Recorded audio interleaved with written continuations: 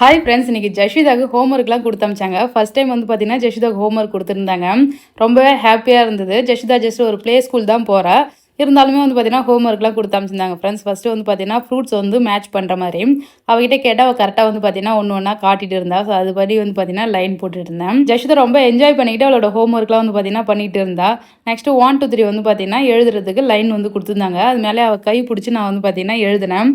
அவளே போட சொன்னா ஜஸ்ட் வந்து பார்த்தீங்கன்னா கிறுக்கி கிறுக்கி விட்டுட்டு இருந்தா. அதனால நானே வந்து பார்த்தீங்கன்னா கை பிடிச்சி ஃபர்ஸ்ட் டைம் வந்து பார்த்தீங்கன்னா அழகாக வந்து எழுதினேன். ஹோம்ஒர்க்லாம் சூப்பராக முடிச்சுட்டு ஒரு பர்த்டே ஃபங்க்ஷன் தான் கிளம்பி போயிருந்தோம். எங்களோட ஃப்ரெண்டோட பையனோட ஃபர்ஸ்ட் பர்த்டே.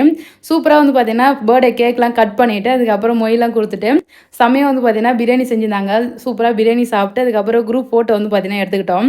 இந்த லாஸ்ட் ஒரு 1 இயரில் வந்து பார்த்தீங்கன்னா நாங்கள் நிறைய காசு பணம் சம்பாரிச்சோமான்னு எங்களுக்கு தெரியல. பட் நல்ல ஃப்ரெண்ட்ஷிப் வந்து பார்த்தீங்கன்னா சம்பாரிச்சு வச்சுருக்கோம். ரொம்பவே ஹாப்பியாக இருந்தது. எல்லாரும் கூடயும் டைம் ஸ்பெண்ட் பண்ணிவிட்டு வீட்டுக்கு வரது ஒரு 11 மணிக்கிட்ட ஆயிடுச்சு. ஜாலியாக என்ஜாய் பண்ணிட்டு வந்தோம் ஃப்ரெண்ட்ஸ். அவ்வளோதான், பாய்.